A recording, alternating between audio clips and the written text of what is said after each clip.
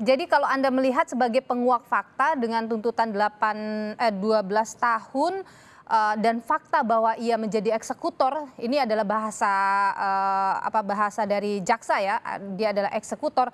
Apa yang kemudian adil yang bagaimana ya untuk Eliezer? Ya, kita nggak boleh lupa, Mbak Nilu, bahwa keluarga korban Yosua sudah pernah membuat laporan polisi tanggal 7 Juli 2022. Tapi hampir sebulan penuh perkara tersebut gelap sampai pada akhirnya Eliezer mengubah keterangannya. Nah, makanya tadi kalau disinggung kaitannya dengan satu keterangan saksi, justru disinilah konteks dari justice kolaborator tersebut menjadi improvisasi dari asas satu saksi bukan saksi atau unus tesis. Itu yang pertama mau saya sampaikan, Mbak Nilu. Yang kedua, Mbak Nilu, saya mau menyampaikan seperti ini. Kalau konteksnya dalam keterangan Eliezer, baik dia sebagai terdakwa maupun saksi, kita nggak boleh lupa bahwa terdakwa itu punya hak untuk diam, right to remain silent, berdasarkan Miranda Rus, dan juga hak ingkar. Kalau seandainya Richard Eliezer, tentu saya ngomongnya secara objektif ya, tidak menguak fakta atau tidak memberikan keterangan ini, tentu perkara ini tidak akan seperti yang kita saksikan Ya. sampai penghujung sebelum putusan ini. Gitu. Oke, jadi dengan seperti itu, apa yang kemudian layak untuk Eliezer dapatkan? Nah, yang menarik sepengetahuan saya, Mbak Nilu, ya, Eliezer tidak pernah meminta putusan bebas atau free spra, Hmm. tetapi Eliezer meminta putusan lepas, onslaught ala revocatie. Artinya apa? Eliezer sendiri memahami tim penasihat hukumnya bahwa perbuatan yang didakwakan itu terbukti, tetapi bukan merupakan tindak pidana karena ada alasan penghapus pidana yang diajukan oleh penasihat hukum Eliezer pada waktu itu, yaitu perintah jabatan amplop Oke. betel, khususnya pasal 51 ayat 1 KUHP. Nah, pasal 51 ayat 1 KUHP ini jangan dianalogikan, karena izin Prof. Hipnu di sini ada senior saya belum menyampaikan, tidak boleh dianalogikan sebagai perintahnya sah atau tidak sah. Tapi konteks pasal 51 itu, apakah perintah itu diberikan oleh orang yang memiliki wewenang, bevoegde zat.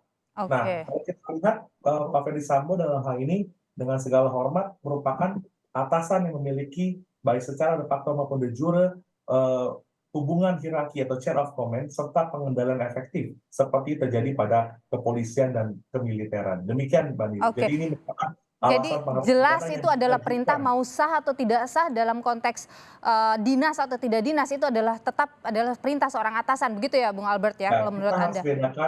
kita harus bedakan pasal 51 ayat 1 dan ayat kedua. Ayat kedua itu adalah perintah diberikan oleh orang yang tidak berwenang, tidak memiliki otoritas, tapi disangka oleh si penerima perintah itu sebagai perintah yang sah dan dilaksanakan perbuatan yang masih dalam lingkup pekerjaan dari si penerima perintah.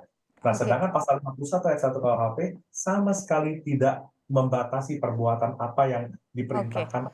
Bung Nah, Albert, kalau tadi Bung Rasa Mala mengatakan bahwa apa fakta yang disebutkan dalam persidangan itu hanya berdasar pada satu keterangan saja, yaitu hanya Richard Eliezer, itu kemudian dianggap tidak seharusnya seperti itu, bagaimana?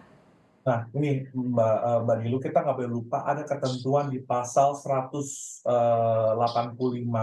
ayat 4 KUHP ya, bahwa keterangan yang berdiri sendiri-sendiri ya, yang tapi masih memiliki persesuaian satu sama lain, Hmm. itu bisa menjadi alat bukti dan bisa memenuhi ketentuan minimum pembuktian atau bewis minimum. Kita tahu Eliezer dalam Oke. hal ini sebagai satu orang saksi, makanya saya sudah sampaikan di awal kan, satu saksi bukan saksi itu telah terinvestigasi dengan konsep justice kolaborator ini. Tapi kita juga nggak boleh lupa ada keterangan yang berdiri sendiri, yaitu keterangan Eliezer, keterangan dari Ricky Rizal, keterangan dari Pak Ferdy Sambo dan lain-lain. Biarkan hakim menarik kesimpulan dari Oke. keterangan itu sendiri, apakah ada Mu- persesuaian antara keduanya.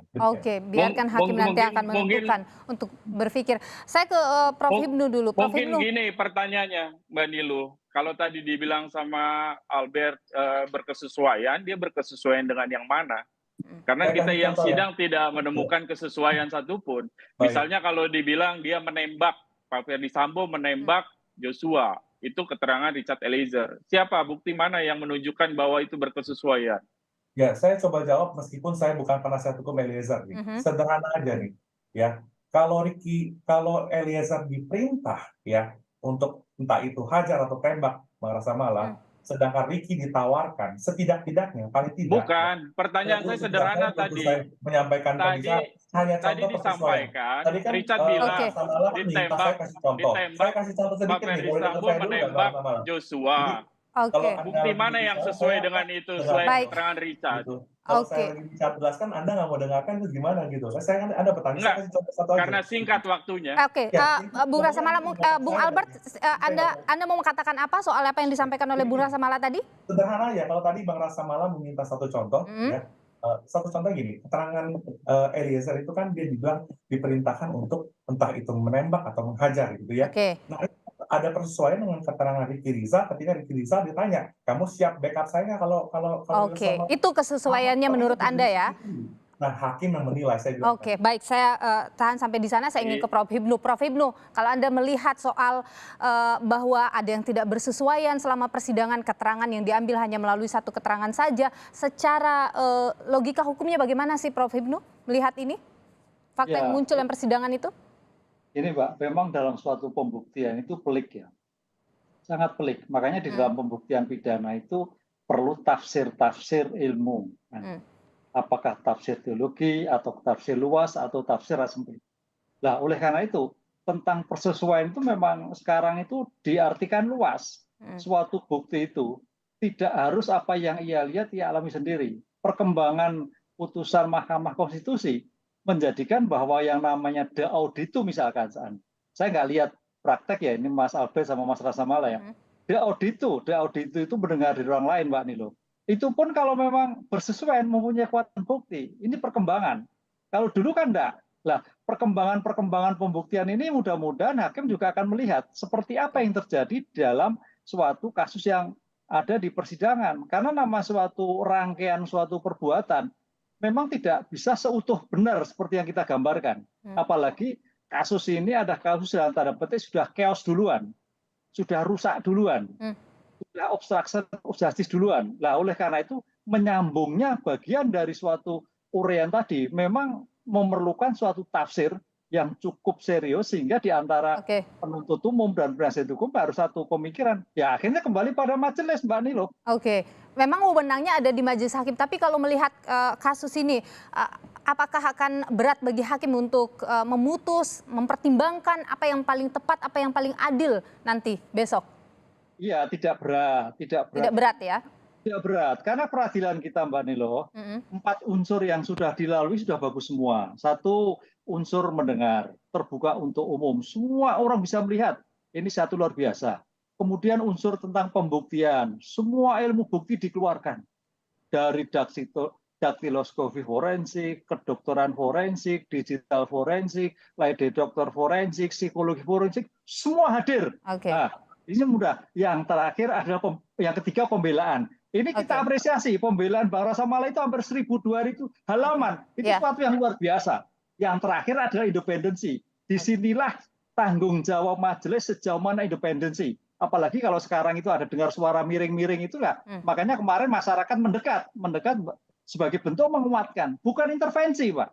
Amicus curiae mendampingi sebagai sahabat. Ayo Pak Hakim. Baik. Tegar. Ayo Pak Hakim untuk independensi. Gitu, Pak. Oke, jadi apapun itu vonis yang akan diberikan oleh hakim besok itu adalah kewenangannya. Tentu semuanya berharap akan memberikan putusan yang adil, seadil-adilnya untuk semuanya. Untuk para terdakwa, untuk korban juga. Terima kasih untuk perbincangannya malam hari ini Profesor Hipnu Nugroho dan juga Bang Albert Aris dan juga Bung Rasa Mala Aritonang. Sehat selalu Bapak-Bapak.